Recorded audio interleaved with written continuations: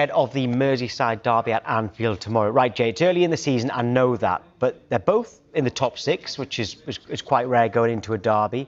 How do you rate Everton's chances of their only win at Anfield since 1999? It was in 2021, but there were no fans in the stadium. Yeah. Have they got a chance? Yeah, they've definitely got a chance. And I really like Everton. I love what Moyes has done since he's gone in there.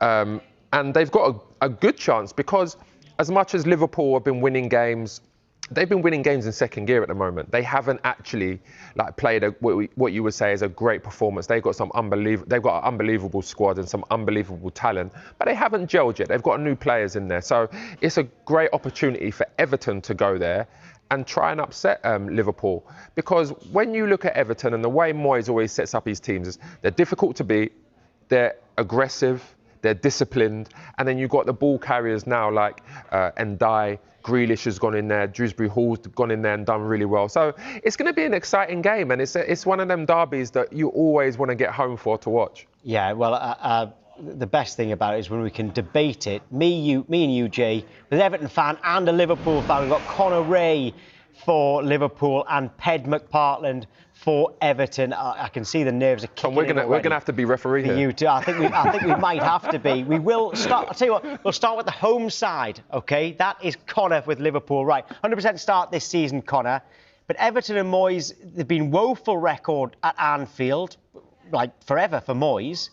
So formality, surely. Well, you certainly hope so, wouldn't you? And I think all Reds would say the same. Everton have had a strong start to the season. There's no denying that, and you can see, and I can hear it in my mates and family and friends and that who are Everton fans. There's a bit of a feel-good factor around Everton at the moment, so they'll be fancying their chances. But as Jay said just before we came in there, the Liverpool have been playing in second gear and have won all the games so far this season. What we have seen, I think, is that the performances have been improving game on game. Certainly the defensive side of things as well. The Atletico Madrid goals were sloppy, but excusable, I think, in the nature of how they went in. And I think as long as we can continue on that upwards progression, we'll hopefully see us get out of second gear and make things a bit more routine at the weekend. Ped, Conor says that you have had a good start to the season. How confident are you? Because there does seem to be a new belief at Everton, and Grealish has made a great start and really helped you. Yeah, we have had a good start, bar the Leeds result, obviously. But listen, I've seen Everton have great sides and go to Anfield and absolutely wilt. So it is about seeing whether this Everton team can stand up to going to Anfield, going to 12:30 after they've played in the Champions League, where really there should be a little bit going our way, and whether they can take that. I've seen us Liverpool go down to 10 men at Anfield, and Everton react so poorly. So I just want to see an Everton team teeing up for once at Anfield and actually have a go and be in the game. I mean, the only problem is you can be in the game for 90 minutes, but that doesn't really matter at Liverpool anymore, it seems. So we have to be on it for the entire game and hopefully just teeing up for once. And those big players like Jack Grealish actually, have a major say in the game. Ped, I was going to ask a question for you and then obviously a question for Conor. Ped, when I look at the way Everton play, I think Everton are always really solid. Season after season, especially with Moyes, one of the teams that concede the least amount of goals. But the goal scoring is the problem. I always feel like when I watch Everton now, especially now when you've got the likes of Ndiaye and Grealish there, Dewsbury Hall playing really well, it's that striker that Everton have been short of for a long time now. Yeah, of course. And I mean, look at Liverpool. Liverpool have paid nearly 90 million for one striker and 125 million for another striker, and one of them isn't quite proven, but it's still an excellent striker. So that's what you're dealing with, isn't it? Really? Yeah. We took a plunge on Beto a couple of seasons ago, and that cost us 30 million. And this summer we've had to buy young Tierno Barry. But Ped, he was good last year. He scored some important goals when Moyes come in. So let's not forget about that part with Beto.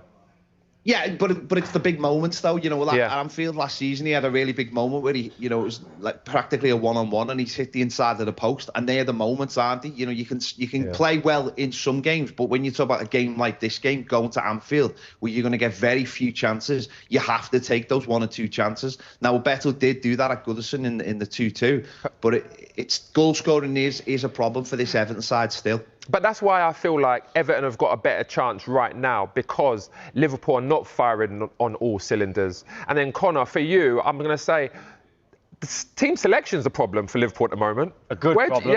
I mean, it's a great problem to have, but where do you play these players? Like, I listened to Slot's comments the other day, and he was saying that he sees Ekitike as a number 9, and obviously Isak being, one of the best number 9s in the world. Like, how do they fit all these players in? Rio as well, playing really well on the left when he comes on, like pushing Gakpo. Where do you see it?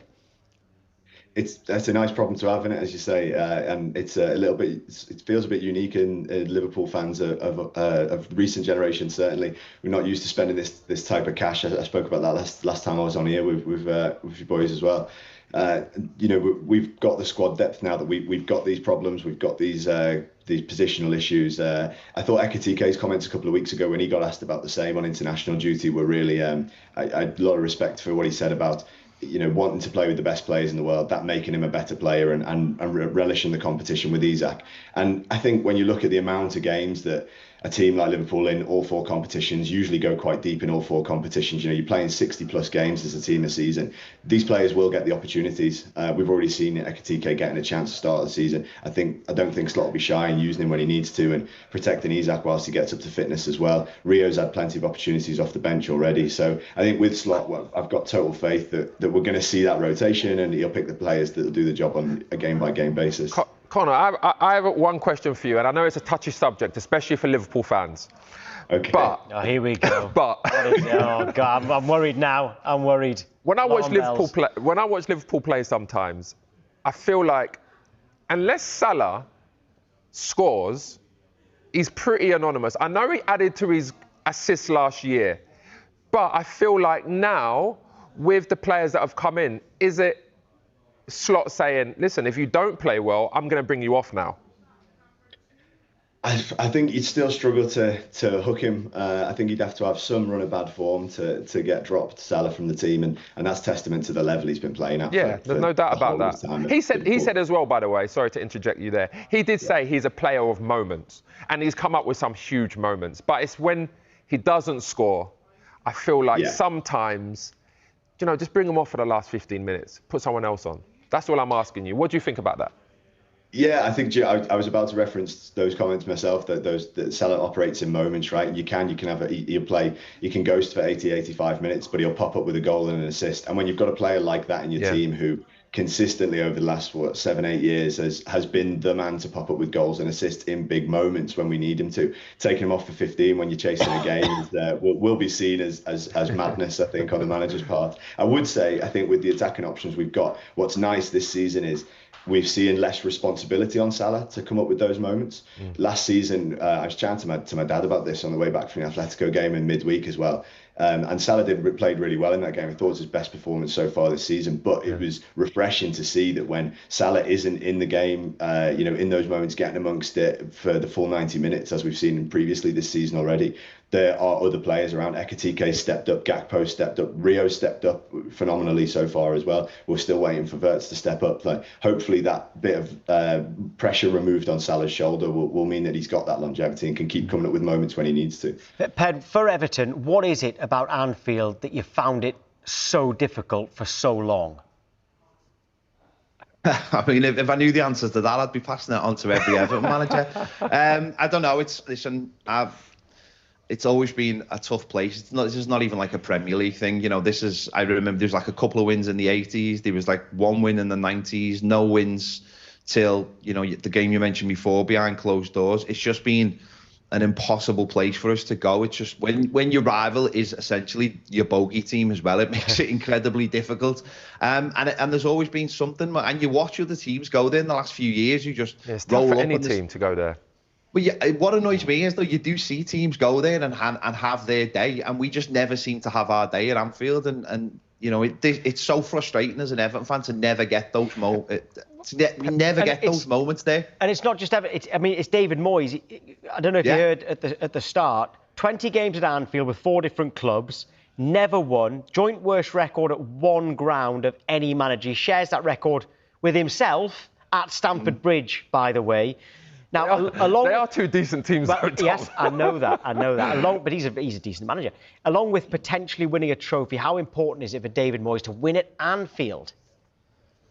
No, it would be absolutely huge because, as you mentioned there, no one wants a record like that. And when he was first at Everton, he had yeah, we used to talk about it quite often. How competitive we were and how we'd finish around the top 4 all the time, top 5th or 6th.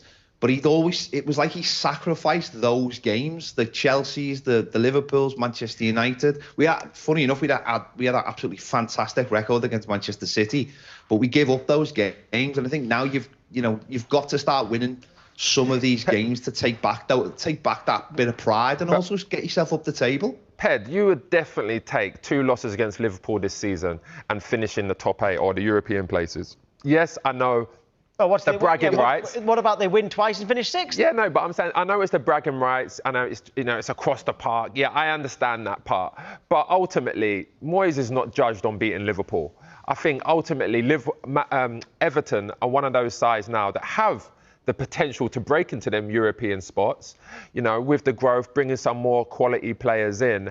I feel like that's what Everton has to focus on more than anything else. I agree with you. I do, European place. I'm quite used to being beaten by Liverpool. It's not like a major issue in my life at all anymore.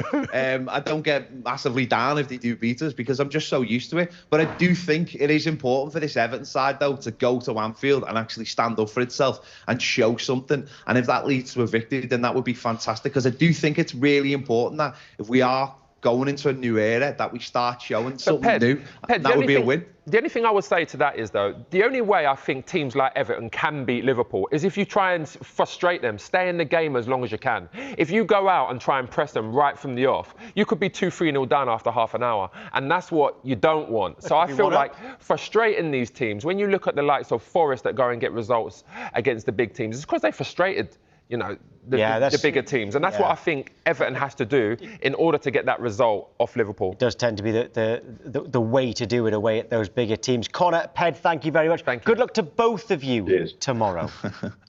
Cheers. Cheers, guys. Right, on the way next, it's time for your questions for Jay Bockroyd. There's still time to get some in. We'll read as many out as we possibly can.